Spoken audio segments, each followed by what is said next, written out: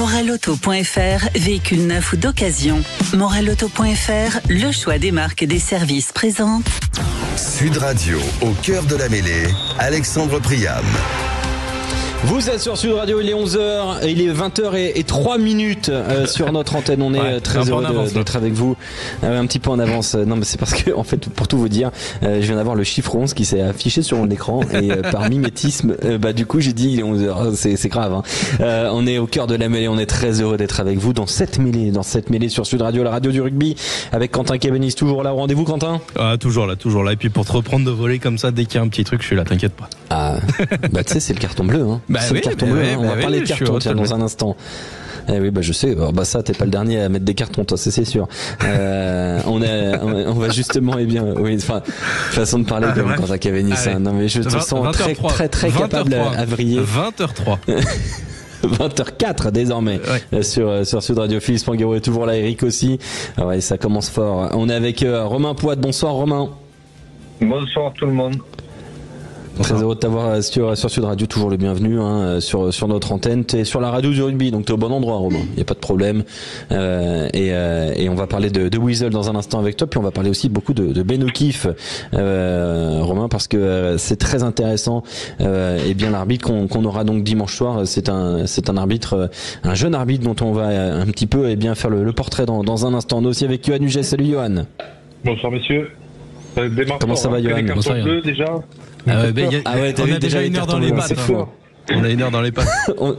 On a qu'une heure dans les pattes, j'ai envie de dire. Il était beau. On t'a vu sur scène lors d'un concert, Johan. Franchement, quelle élégance, Johan. Il mettait des pieds claqué des genoux. Ça, c'est Philippe Spanghero, c'est pas possible. Oui, c'est ça. Oui, c'est lui. Oui. Là, l'équipe elle est très dangereuse. Là, Eric Bonneval, Johan Huget, Philippe Spanghero, Romain Poite, avec Quentin Cabanis en plus, là ça promet. Et puis vous, au 0826 300 300. Là il faut pas glisser, ça c'est sûr. Quentin Cabanis, le journal de la Coupe du Monde. Les fromages Matok, l'affineur des Pyrénées au cœur de la mêlée, présente Sud Radio, le journal de la Coupe du Monde. Rien ne te sera épargné. Quentin Cabanis, c'est le journal de la Coupe du Monde de rugby. Alors, ce matin, Antoine Dupont, le capitaine du 15 de France, s'est présenté en conférence de presse. Il a tenu à rassurer sur son état de forme avant le quart de finale de dimanche face à l'Afrique du Sud. Et à ce rendez-vous presse, Antoine Mazère était présent et il a recueilli les propos du capitaine du 15 de France. Écoutez-le, c'est rassurant. Aujourd'hui, je me sens très bien, que ce soit sur les deux plans. C'est vrai que sur le coup, je savais pas la gravité de ma blessure, donc j'ai eu pensé que la compétition était terminée pour moi. Donc j'ai dû attendre les examens, faire les rendez-vous avec le chirurgien, l'opération, et voilà, pour retrouver de l'espoir. Ma convalescence s'est bien passée. J'ai pu reprendre progressivement toutes les étapes nécessaires avant de reprendre le jeu. J'ai eu la chance de bénéficier de plusieurs semaines pour faire tout ça, et aujourd'hui, je peux être en pleine capacité de mon jeu, de mes moyens, que ce soit physique ou technique, pour être prêt pour ce match de dimanche.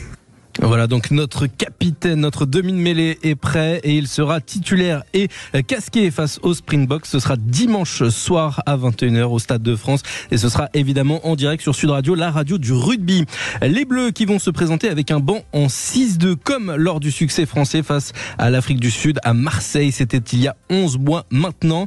Et les 15 titulaires pour notre équipe de France, les voici. Baye, Movaka, Antonio pour la première ligne, deuxième ligne Flamand, Woki, Dupont-Jalibert pour la charnière. On va retrouver sur les ailes Penaud et Biel-Biarré, au centre Ficou, Danty, et à l'arrière Ramos. Les remplaçants Bourgarit, Vardy, Aldeguiri, Taoufi Fenua, Kroos, Makalou, Lucu et Moefana. Côté sud-africain, il y a eu des choix forts qui ont été pris, et notamment en ce qui concerne la charnière. Libok Reinhardt, c'est ce qui va être titularisé plutôt que Faf de Klerk et Pollard. En ce qui concerne le reste de l'actualité, on va parler un petit peu des Fidjiens avec Semir Adradra qui va faire son retour et il jouera à l'aile contre l'Angleterre. Ce sera dimanche également et ce sera toujours sur Sud Radio. Et du côté anglais, on a aussi fait des changements, Alexandre, avec notamment le numéro 15 qui sera confié à Marcus Smith, le demi d'ouverture des Harlequins. George Ford, qui avait été très bon au premier match du mondial, sera lui sur le banc. C'est Owen Farrell qui va lui être préféré en tant que numéro 10, Alexandre. Merci beaucoup, Quentin Cabanis. Sud Radio, le journal de la Coupe du Monde. Avec Matok, l'affineur des Pyrénées. Plaquez tout pour goûter nos fromages. Vous êtes au cœur de la mêlée sur Sud Radio, on est ensemble jusqu'à 23h ce soir, avant ces quarts de finale. Que vous soyez de Mende, vous nous écoutez au 101.9, à Mazamet au 104.1, à Dax peut-être aussi, eh bien au 102. On reçoit tous vos messages aussi sur les réseaux sociaux de Sud Radio Rugby, sur Instagram. On fait un coucou au All France Rugby Club de Tokyo, Tokyo au Japon. On fait un coucou au club, aux amoureux de l'équipe de France. On fait un coucou aussi aux Galacticos, à Los Angeles. On fait un coucou à tout le monde, voilà, tous ceux qui aiment le rugby, qui écoutent Sud Radio. Bah oui, on est diffusé dans le monde entier. Vous nous écoutez sur l'application, vous nous écoutez aussi sur YouTube en direct, sur le site Sud Radio, sur le DAB+, tiens, comme à Metz, où vous nous écoutez, Metz, lieu de naissance d'un certain Morgan Parra, qui est un des plus grands représentants du rugby lorrain. C'est ça aussi le rugby sur Sud Radio. On est avec Robin Poat, on est avec Philippe Spanghero, Eric Bonneval et Johan Huget pour parler de rugby, pour parler de ce quart de finale dimanche soir entre la France et l'Afrique du Sud. Mais avant toute chose, Romain, il y a une très très bonne opération, il y a un très bon travail autour de Weasel, WEEZL. C'est une façon pour les journalistes, pour les spécialistes, pour les amateurs de rugby, de découvrir, d'aller beaucoup plus loin dans l'analyse de l'arbitrage. Et c'est un projet auquel tu tiens à cœur, toi, Romain. Oui, exactement. Moi, j'ai connu Weasel sous son ancien nom et qui a été créé par un arbitre et qui est un outil à plusieurs caractères, notamment de formation et d'information, mais surtout une expérience de fan plus approfondie pour bien connaître le sport, mieux le lire et surtout s'y retrouver. Donc il y a un gros travail qui est fait par les personnes de Weasel justement pour donner une expérience et une immersion dans le sport pour plus le maîtriser et sur ça Weasel est très performant. Oui, c'est vraiment d'une performance inégalée actuellement dans l'arbitrage. Parlons justement de Ben O'Keefe. Ben O'Keefe, c'est un jeune arbitre, Romain. Et il va arbitrer France-Afrique du Sud, Ben O'Keefe. Est-ce que déjà tu es surpris par sa titularisation pour un quart de finale de Coupe du Monde, un arbitre qui a 34 ans? Non, pas du tout surpris de Ben, que je connais puisque j'étais encore arbitre quand il est arrivé. Il faut savoir qu'il en est à sa deuxième Coupe du Monde, donc 4 ans auparavant, mais à l'âge de 31 ans, il était déjà désigné comme arbitre central d'une Coupe du Monde, ce qui est remarquable. C'est quelqu'un de très intelligent qui a fait des études d'ophtalmologie, qui est diplômé d'ophtalmologie et qui a dirigé de nombreuses rencontres. Il a dirigé la finale de la Coupe du Monde des moins de 20 en Nouvelle-Zélande. Il est régulièrement désigné aussi sur les désignations du Championship, du tournoi destination. Et c'est quelqu'un qui a toute la compétence pour diriger une rencontre d'un tel calibre.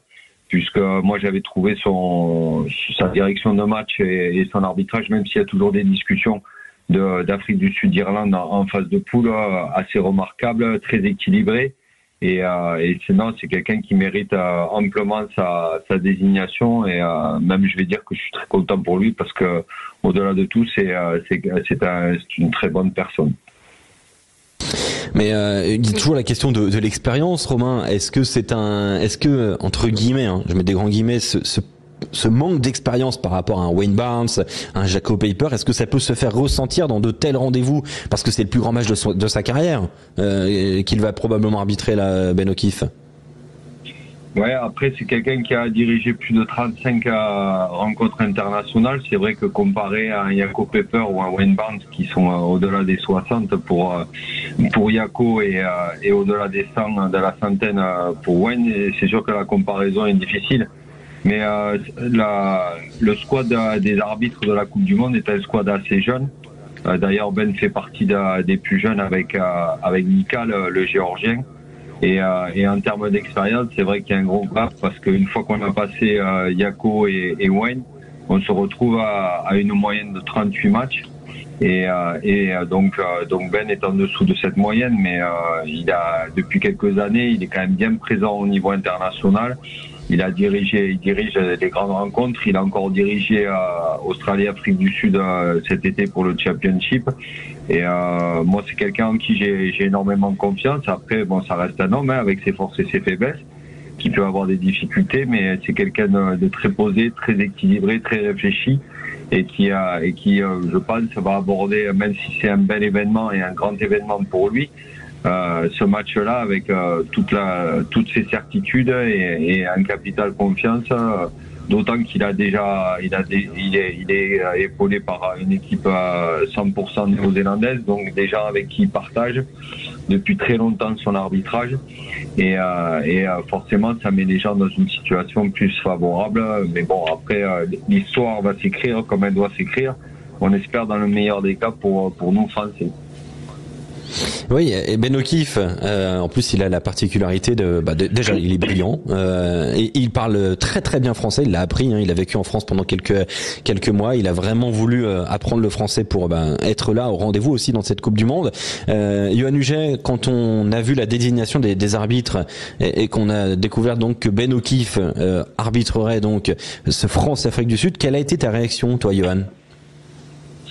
Ma réaction quand on voit Ben O'Keeffe, c'est que il est régulier, même si, comme a dit Romain, il a eu quelques scories, on va dire, sur l'Irlande, Afrique du Sud, mais il est régulier, il est cohérent dans ses choix, il n'y a pas de stress déjà par rapport à se dire on a toujours perdu avec cet arbitre ou on est dans une position un peu délicate. Non, c'est un choix cohérent, il n'y a pas eu de... Tant qu'il n'y a pas de problème, c'est que tout va bien. Donc, on espère qu'on va continuer comme ça. Ouais, c'est vrai que c'est un arbitre auquel on a rarement entendu des choses négatives à son encontre. Il a commencé en Super Rugby, à arbitrer en Super Rugby dès 2015. Et il avait 26 ans, 27 ans. C'est extrêmement jeune quand même. Ça fait partie de ces jeunes prodiges de l'arbitrage. Romain Poite, est-ce qu'on peut catégoriser les arbitres? Est-ce que Weasel, par exemple, nous permet de savoir tel arbitre siffle quoi et est attentif à ça? Et dans ce cas-là, dans quelle catégorie se situe Ben O'Keeffe, Romain? Évidemment, l'outil Weasel est d'un soutien assez remarqué pour ces statistiques-là, en association avec Aya. Et c'est vrai que Ben, lui, on peut arriver à profiler les arbitres.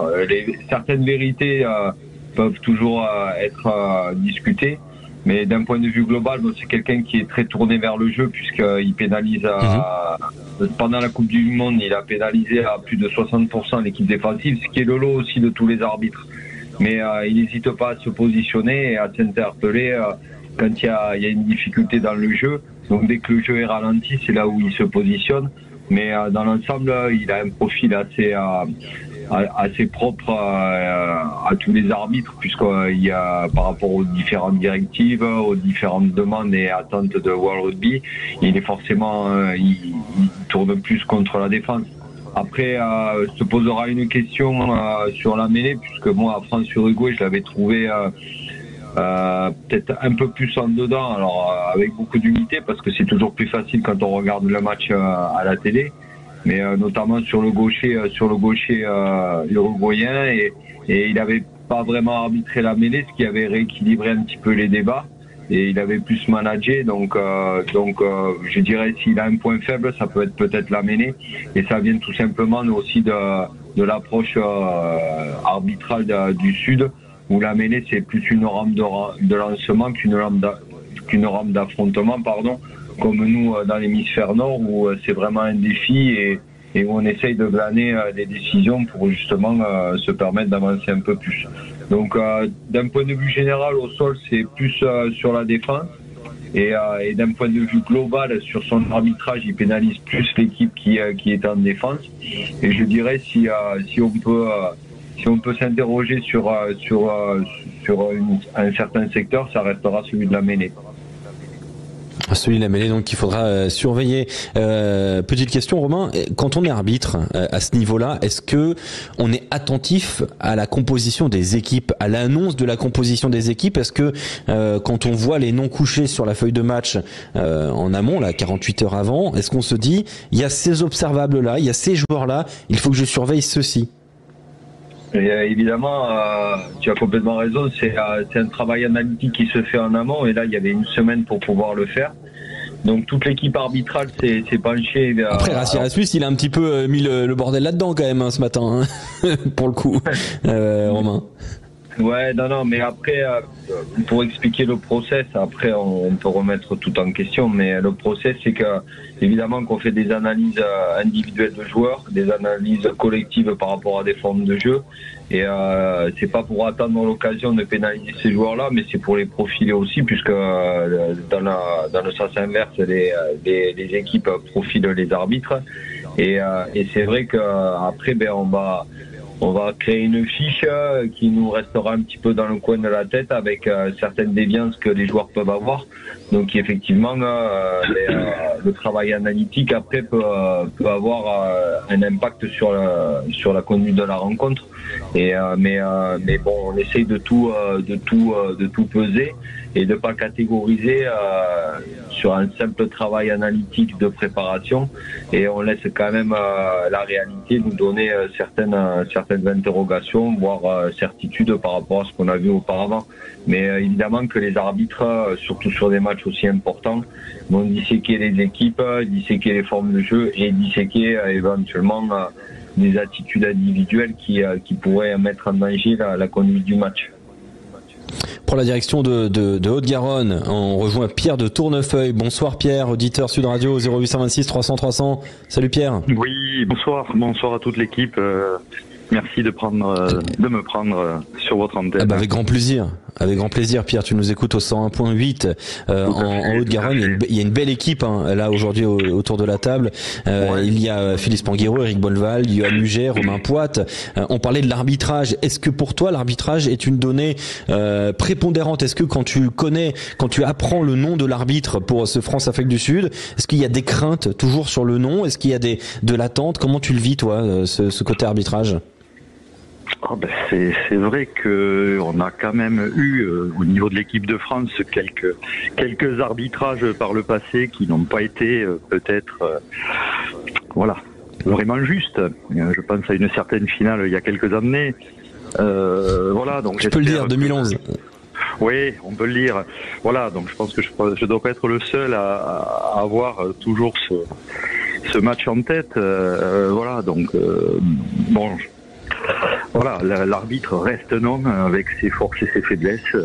J'espère juste qu'il sera à la hauteur, malgré, comme disait Romain Poite, malgré son jeune âge. Voilà, après, ça sera aux joueurs de faire ce qu'il faut pour pas tomber dans certains pièges et pour jouer leur vrai rugby.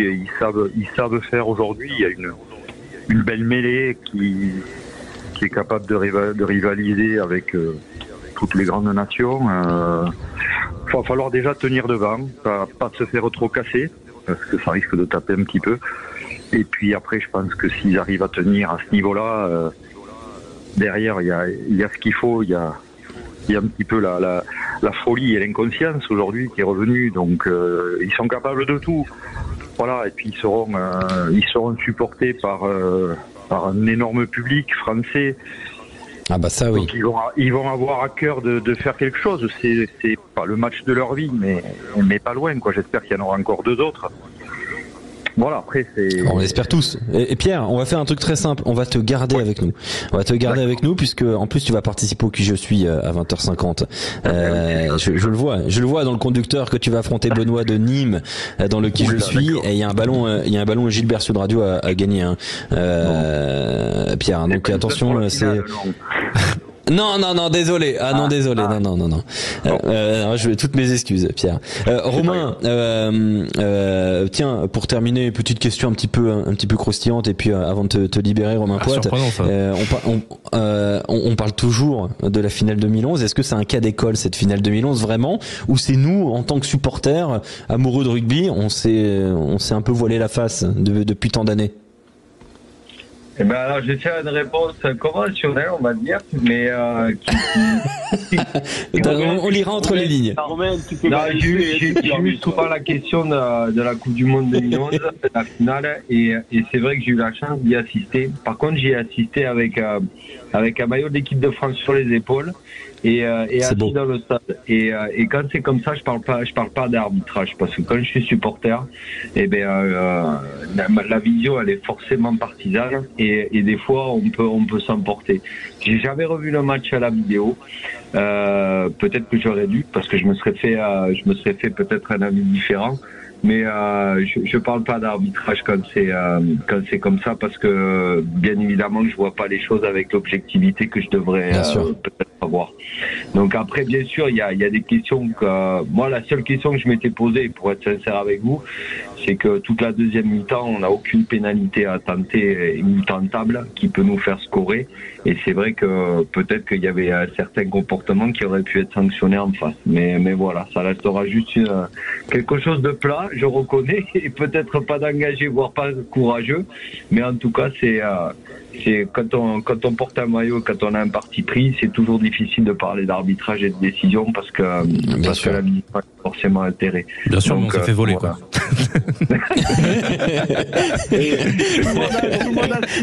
Tout le monde assumera. Et moi je connais bien Romain, c'est pas le discours qu'il a en privé. Voilà, Eric il dit c'est pas le discours qu'il a en privé. Ah là, ça balance. Bienvenue chez Sud Radio, Romain. Bienvenue chez Sud Radio. J'embrasse Eric et Philippe et évidemment Johan, mais plus profondément Eric et Philippe, que je connais très bien. Et c'est vrai qu'Eric, en off, on se libère plus facilement la parole. Mais après, il y a des postures qu'on est obligé de tenir aussi quand on a des rôles bien. Ouais. On connaît. Tu sais que Laurent Cardona, qui est notre autre consultant rugby, arbitre, il reprend le terrain demain avec la couronne. Il va jouer et il a promis qu'il serait probablement insupportable sur le terrain. En plus, il est demi de mêlée, donc ça promet. Ça m'étonne pas. De toute façon, moi, juste un truc entre guillemets, mais je suis un ancien flic. Il n'y a rien de plus dur que d'arbitrer les flics et les arbitres. Ah bah voilà. Donc, rassurez-vous. Policier ou arbitre, 0826 300 300 pour répondre à Romain Poite. Merci Romain d'avoir été avec nous, et évidemment c'est le début de l'aventure Sud Radio avec toi, avec nous, et d'ailleurs on va faire gagner un maillot d'arbitre dès dimanche sur Sud Radio, lors de notre antenne du côté du village Saint-Germain, un maillot d'arbitre magnifique. Vous pouvez déjà un petit peu voir à quoi il ressemble sur les réseaux sociaux de Sud Radio Rugby. Merci beaucoup Romain, et bienvenue sur Sud Radio. Merci, à très vite, et bye bye.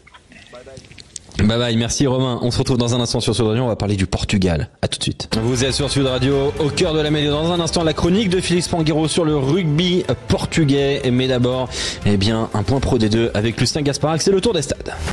Sud Radio, la radio du rugby. Le tour des stades. Le tour des stades, Lucien Gasparac, de cette 7e journée de Pro D2. Et deuxième mi-temps au stade de Aurillac contre Aurillac et Agen, et 21-10 pour les Cantaliens. Mi-temps à Béziers, entre Béziers et Colomiers, 20-7 pour les Héraultais. Mi-temps à Chanzy, Soyaux-Angoulême est mené sur son terrain 21-11 par le Stade Montois. Mi-temps à Dax, qui est toujours mené par Vannes, 17-13. C'est bientôt la mi-temps à Montauban face à Provence Rugby, Montauban qui est mené 6-10. Et enfin mi-temps à Valence-Roman qui mène 20-0 face à Rouen. Et on suivra ce soir avec toi Brive, Grenoble en fil rouge sur Sud Radio. Dans un instant, la chronique de Félix Panguero sur le rugby portugais. Tout de suite. Sud Radio, au cœur de la mêlée. Parlons automobile, parlons technologie, parlons moteur et efficience. Parlons de nouveau Renault Austral e-Tech full hybride dès 370 € par mois. Jusqu'à 80% de conduite électrique en ville et jusqu'à 1100 km d'autonomie. Portes ouvertes du 12 au 16 octobre. Renault Austral e-Tech full hybride évolution 200 hors option. LLD 37 mois, 30 000 km. Premier loyer de 4 500 € réservé aux particuliers du 1er au 31 octobre si accordiaque. En cycle urbain avec un plein d'essence selon données WLTP voire Renault.fr. Pensez à covoiturer. Alors, tout est prêt ? Évidemment. Et Justin ? Tu m'as pris pour qui ? Y a pas de rugby sans Justin Bridou. Ils sont tellement à croquer, les mini bâtons de berger. Et en plus, pas besoin de couteau ni d'enlever la peau. Match ou apéro, c'est avec les mini bâtons de berger Justin Bridou. Justin Bridou, le vrai goût du partage. Pour votre santé, bougez plus. Sud Radio Figeac 103.8. Sud Radio. Renault. Parlons de la voiture française la plus vendue au monde. Parlons de Renault Clio et de sa nouvelle version e-tech full hybride, jusqu'à 80% de conduite électrique en ville. Clio existe aussi en version essence dès 170 € par mois. Portes ouvertes du 12 au 16 octobre. En cycle urbain, selon données WLTP, Clio Essence Evolution SCE 65 hors option. LLD 37 mois, 30 000 km, premier loyer de 2 500 €. Réservé aux particuliers du 1er au 31 octobre si accordiaque, voir Renault.fr. Pensez à covoiturer. Moralauto.fr, véhicule neuf ou d'occasion. Moralauto.fr, le choix des marques et des services présente. Sud Radio, au cœur de la mêlée, Alexandre Priam. Vous êtes sur Sud Radio, au cœur de la mêlée. On est avec Philippe Spanghero, Eric Bonneval et Johan Huget. Et vous, au 0826 300 300. On va parler du rugby portugais dans la chronique. En avant l'écho de Philippe Spanghero. C'est un en avant, c'est simple en avant. Ouais. Sud Radio, la radio de la Coupe du Monde de rugby. Des millions, vous êtes charmante. Vous voyez ce que ça fait déjà 1 million, Armina? Où est l'argent? Où est l'argent? En fait, j'ai retiré de l'argent. Amis, ouvrez vos cœurs. Non, n'ayez pas peur. L'argent ne fait pas le bonheur. Shut up and take my money. Philippe Spanghero qui est sur Sud Radio avec nous pour nous parler d'économie et notamment du Portugal. Sportivement, le Portugal a fait une Coupe du Monde de très haut niveau, exceptionnel, mais maintenant il faut structurer sur cet exploit sportif. Philippe Spanghero, on a vu le retour des joueurs portugais au Portugal, retour magnifique avec beaucoup de supporters, beaucoup de jeunes. Il y a le terreau pour construire une nation du rugby peut-être, Philippe. Ouais, honnêtement, cet accueil reçu par les Portugais à leur retour au pays est quand même assez hallucinant et montre à quel point il y a un terreau fertile pour notre sport et plus généralement pour les pays qui ont cette fierté nationale. Et ce parcours du Portugal, il est marquant. Oui, il est marquant. Il est très très marquant, Philippe, ce parcours du Portugal. Est-ce que tu es toujours avec nous, Philippe ? Ah, on a perdu Philippe. C'est embêtant pour la chronique. Quentin. Bah, a priori, il est toujours là. Il est toujours là, Philippe ? Moi, je l'entends plus. On va essayer de le reprendre dans un instant. Philippe Spanghero, c'est vrai que sportivement, le rugby portugais a battu quand même les Fidji. On a vu un retour exceptionnel avec tous les jeunes. Enfin, c'était beau. On a vu la une d'Abola, qui est le journal de sport référence au Portugal. Très très football, extrêmement football. Abola, on t'avait perdu, Philippe. On te récupère sur l'engouement à la suite de cette Coupe du Monde au Portugal. Oui, non, mais pardon, j'ai été coupé. Il y a encore un peu de sujets techniques de transition entre les studios, visiblement. Mais donc, ce que je disais, c'est que le Portugal a un terreau rugby. Il y a une vieille tradition de rugby. Ça peine à se développer malgré tout parce que les clubs sont concentrés vraiment autour de Lisbonne et c'est pas homogène dans le pays. Quelque part, on retrouve un peu la même problématique en France à d'autres échelles. Mais c'est exacerbé dans un pays comme le Portugal. Aujourd'hui, il y a moins de 7000 licenciés au Portugal, 75 clubs. Je sais pas si vous imaginez la comparaison avec la France. Alors, il y a moins d'habitants dans par exemple, le pays. 7000 licenciés, c'est 4000 de moins que la Ligue des Hauts-de-France, que la région des Hauts-de-France, qui est à 11 000 licenciés. Donc oui, et qui est pas une des plus grandes ligues. Et qui est pas une des plus petites de France, ouais. Donc aujourd'hui, l'enjeu, c'est quoi pour ce genre de nation, le Portugal ou d'autres, parce qu'on en a parlé pour les Fidji, on en a parlé pour ces nations émergentes, c'est d'attendre un peu de soutien supplémentaire de World Rugby et également de voir comment se développer entre les Coupes du Monde pour élever le niveau de jeu. Pour moi, il y a deux choses à regarder de près. C'est cette compétition de l'URC.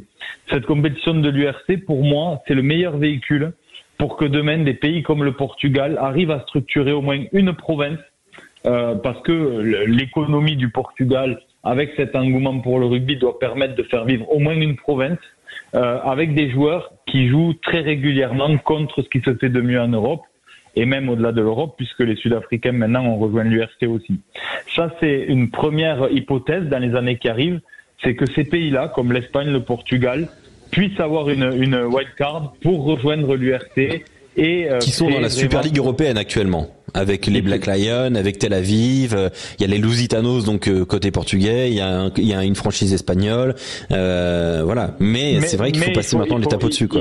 Il faut passer l'étape au-dessus parce qu'on voit que cette équipe, elle peut prétendre au top 15 mondial.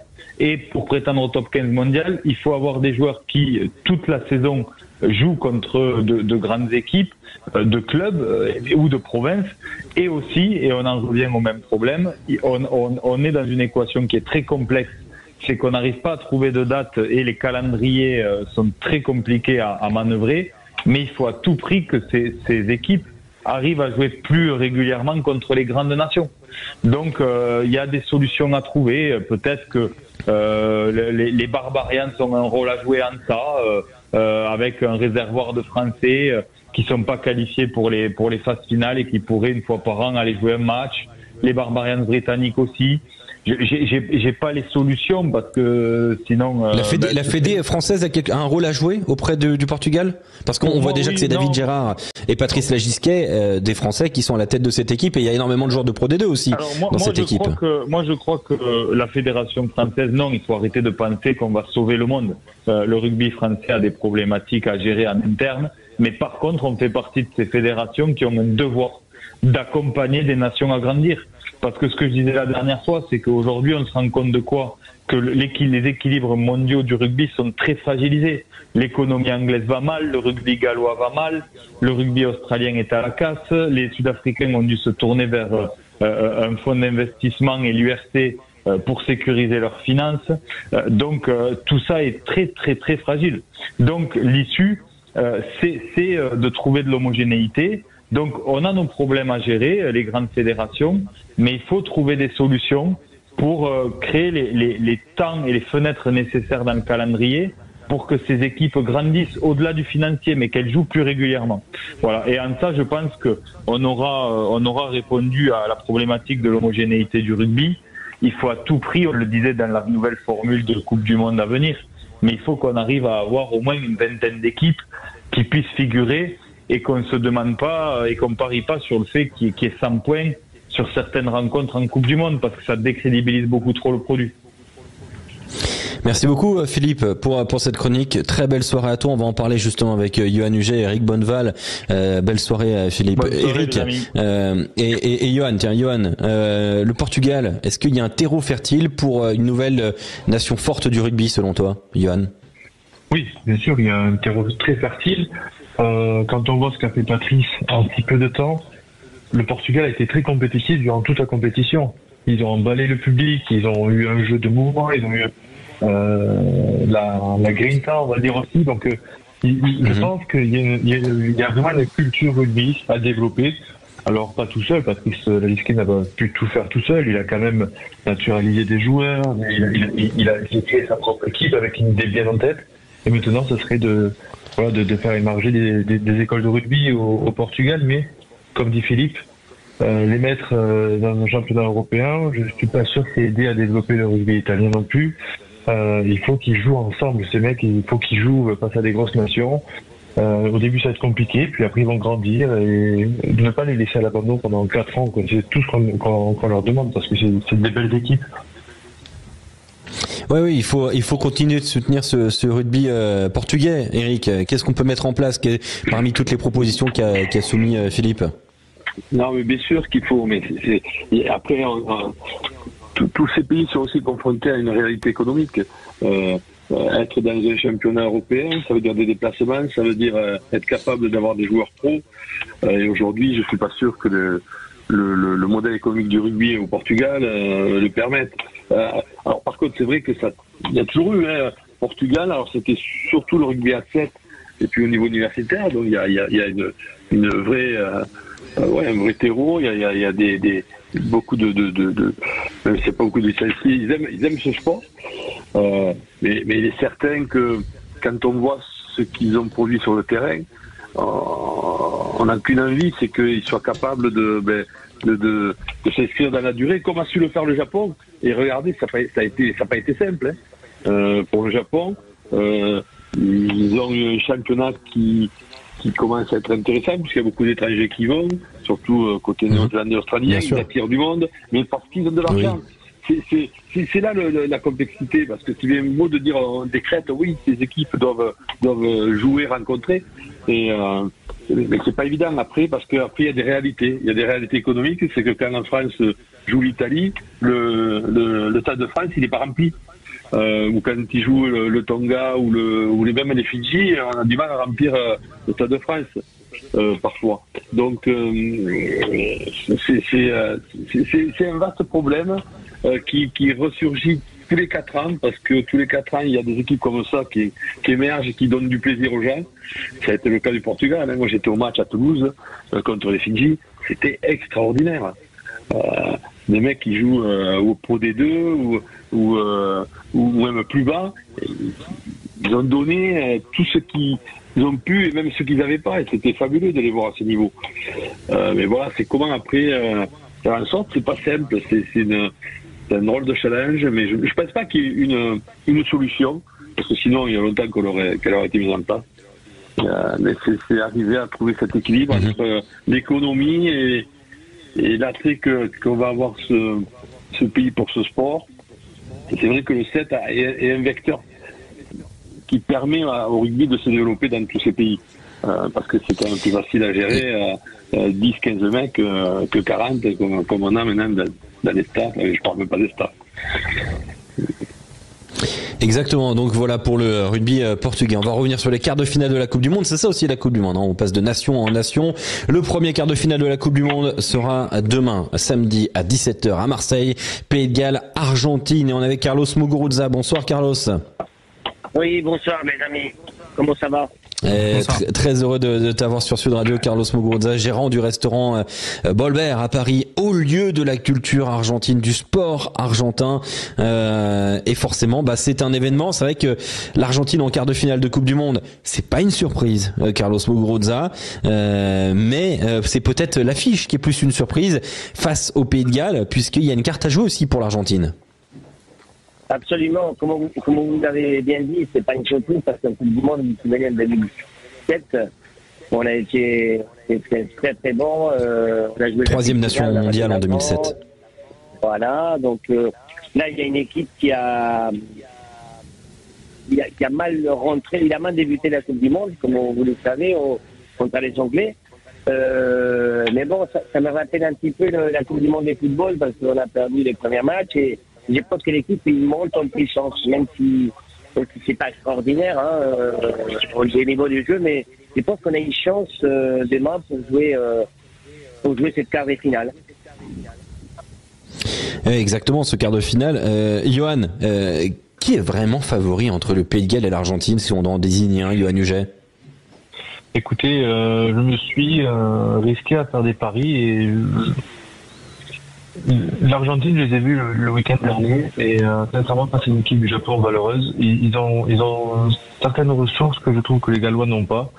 Et c'est pour ça qu'aujourd'hui, je vois les Argentins passer en demi-finale, malgré un début de compétition chaotique pour les Argentins. Ouais, ça a été très compliqué. Eric, qui est favori, Pays de Galles ou Argentine, avant de redonner la parole à Carlos Muguruza? Non, c'est vrai que... C'est difficile, hein? C'est deux équipes qui ont surpris, mais pas dans le même sens. Je crois que les Gallois nous ont surpris parce que la première victoire contre les Fidji les lance vraiment et du coup ils se sont libérés et on les atteignait pas à ce niveau. Et par contre, moi personnellement, les Argentins, je les attendais à un autre niveau. Je pensais en plus au bout de 5 minutes, franchement, 15 contre 14, presque j'ai changé de chaîne, quoi. J'étais persuadé que... Et donc c'est... est-ce qu'une est surfaite et l'autre... les voix sont surfaits, je le pense. Et est-ce que les Argentins valent mieux que ça? Je suis persuadé. Après, ma terrain à moins, ça va aussi... ça joue dans leur jeu, donc ça va être très, très équilibré et c'est des équipes malades, hein. De ce côté du tableau, ce ne sont pas des équipes qui sont sereines dans ce que ça veut faire, c'est des équipes qui... Et justement, Eric, dans un instant on parlera dans un instant on parlera d'Angleterre Fidji. Une dernière question à Carlos Muguruza. C'est vrai que Carlos, à Bolbert, au restaurant à Paris, il y aura une retransmission du match, mais vous serez à Marseille parce que ça va être la folie au Vélodrome, demain à 17h. Tout à fait. Là. On est en train de tout préparer pour Bolbert là-bas. À partir de 17h, il y a énormément de monde. Et c'est sûr que je suis déjà à Marseille la veille. Donc je suis déjà là pour préparer ces matchs-là. Et demain, ça va être la folie ici. moi j'ai mis une petite pièce pour l'équipe d'Argentine, pour les Pumas, pour les marques. Il faut venir tout forcément. le monde, il faut juste que les gens ils viennent à Bolver, ils viennent tôt à Bolver parce qu'il va y avoir beaucoup de monde pour soutenir l'équipe. Et après on peut pas faire rentrer tout le monde, donc voilà. On va faire la fête demain à Bolver. Merci beaucoup Carlos Muguruza d'avoir été avec nous sur Sud Radio. Toujours un plaisir de vous recevoir sur notre antenne. Merci beaucoup Carlos. À très bientôt. Merci. À très bientôt. Merci. Dans un instant, on va aller du côté de Newcastle. Juste un petit aparté pour vous dire que la préparation des Argentins s'est très mal passée. Je vous le dis, elle s'est mal passée ces derniers jours. Le terrain du côté du sud-est de la France pour les Argentins, le terrain d'entraînement est catastrophique. Les conditions ne sont pas optimales pour pouvoir s'entraîner et c'est quand même une belle surprise, une belle et une mauvaise surprise, surtout pour les Argentins. On en saura plus tout à l'heure avec Mathias Merlot à partir de 22h, notre journaliste en charge du suivi de l'Afrique du Sud, mais aussi de l'Argentine et qui est en lien avec plusieurs joueurs argentins qui déplore les conditions d'accueil pour les Pumas pour ces phases finales qui n'ont quasiment pas pu s'entraîner correctement de la semaine. Il s'estime. Ah bah ça va les souder, c'est sûr et certain.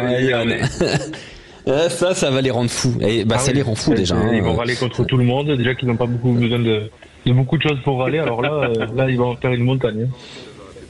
Ouais, et on va parler on va rejoindre. On va partir du côté de l'Angleterre. Alors, on n'y va pas toujours de gaieté de cœur à Newcastle. On va parler d'Angleterre, Fidji. Mais bon, bah oui, c'est vrai. Est-ce que Neil Arbottle est avec nous? On va le rejoindre dans quelques instants sur Sud Radio. À tout de suite. Morelauto.fr, véhicule neuf ou d'occasion. Morelauto.fr, le choix des marques et des services présente. Sud Radio, au cœur de la mêlée, Alexandre Priam.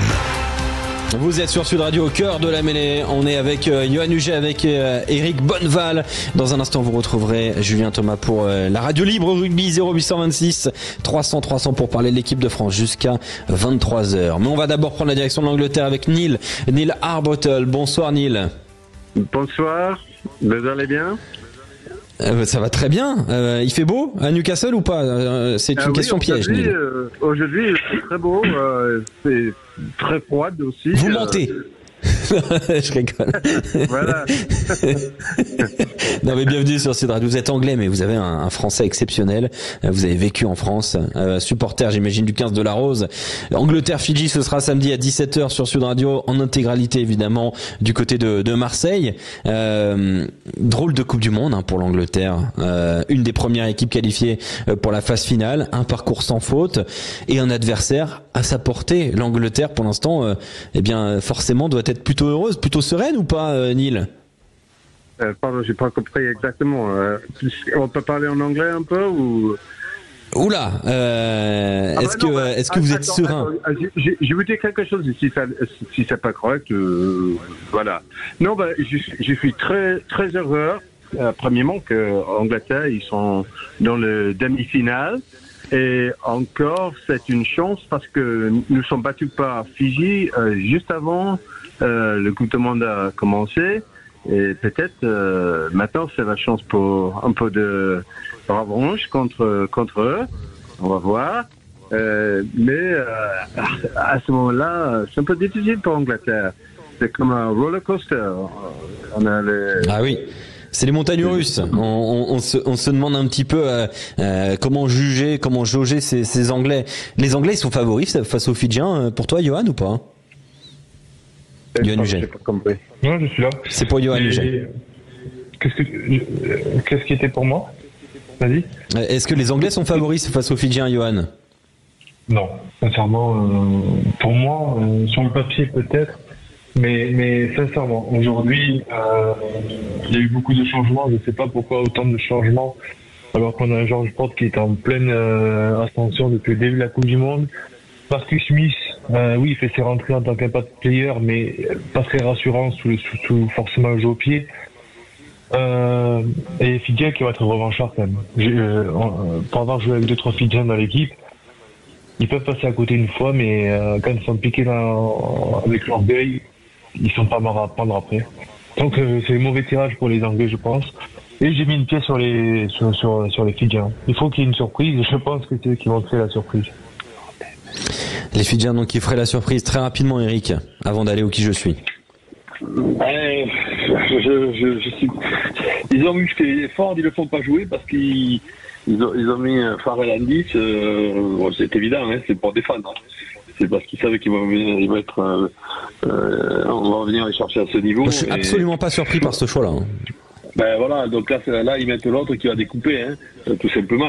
Et moi, les Fidjiens, moi je trouve Johan très optimiste parce que ils ont fait certes une bonne mi-temps contre les Gallois. Le match, alors moi il m'avait époustouflé devant les Australiens, mais c'est une équipe quand même très faible. Mais alors depuis, c'est du Fidjien dans le texte, c'est-à-dire c'est du grand n'importe quoi. Ils s'engagent, parce qu'ils savent qu'ils sont qualifiés, Eric. Ouais, mais tu sais quoi, ils sont capables sur un match de battre n'importe qui, ouais, je pense. Enfin, pas n'importe qui, mais mais là, moi, je trouve qu'ils sont tombés bien bas. Et contre le Portugal, c'était une caricature du jeu. Ce genre de match, il est perdu. Il y a 4 ans, il est perdu ce genre de match. Donc tu vois, c'est quand même, ils arrivent à les gagner difficilement, mais ils les gagnent. Tu vois ce que je veux dire? Donc ils ont quand même, pour moi, je sais pas. Oui, non, mais ils ont perdu contre le Portugal quand même. Je sais pas quoi me penser de cette équipe qui, pour moi, mais c'est l'image du joueur de Fidjien, hein. C'est des phénomènes, hein. Ils font des trucs, il y a que qui savent le faire. Moi, c'est époustouflant, mais par contre, derrière, ils font aussi des trucs, il y a que qui savent le faire aussi dans les deux sens. Hein. Donc, et ils vont tomber sur un pragmatisme anglais. Est-ce que tu as vu cette ligne de 3 quarts quand même? Elle est incroyable. Ah mais oui, mais les lignes de 3 quarts, Lomani, Botitou, Radradra, Tuisova, YCA, Bossi, droit CC. Voilà. Botitou, vous l'avez vu devant le Portugal? Mais vous rigolez ou quoi? Catastrophique, ouais. Non, mais moi je veux bien. Et ils vont pas se sortir, les Anglais. Mais non, mais ils n'avaient pas envie. Tuisova, tous les Portugais, ils ont mordu les chevilles. Tuisova, il a fait 7 mètres chaque fois. Ah, ça, il faut pas le prendre en gros, il faut pas l'empêcher de faire des passes. Non, mais je veux dire, c'est assez surprenant. Donc, moi, je serais déçu qu'ils ne passent pas. Il m'inquiète, les Fidjiens. Mais après, je sais qu'ils sont capables de faire pendant une quart d'heure d'être intouchables, quoi. Eh ben bien sûr. Et merci Neil Arbottle du côté de Newcastle d'avoir un peu évoqué l'Angleterre avec nous. Dans un instant, c'est le qui je suis avec Pierre de Tournefeuille et Benoît Denis, mais surtout avec Yoann Huget et Eric Bonneval qui vont donc s'affronter dans ce qui je suis pour remporter le ballon. Et Gilbert, Sud Radio, Gilbert si vous voulez le dire à l'anglaise. C'est tout de suite sur Sud Radio. À tout de suite.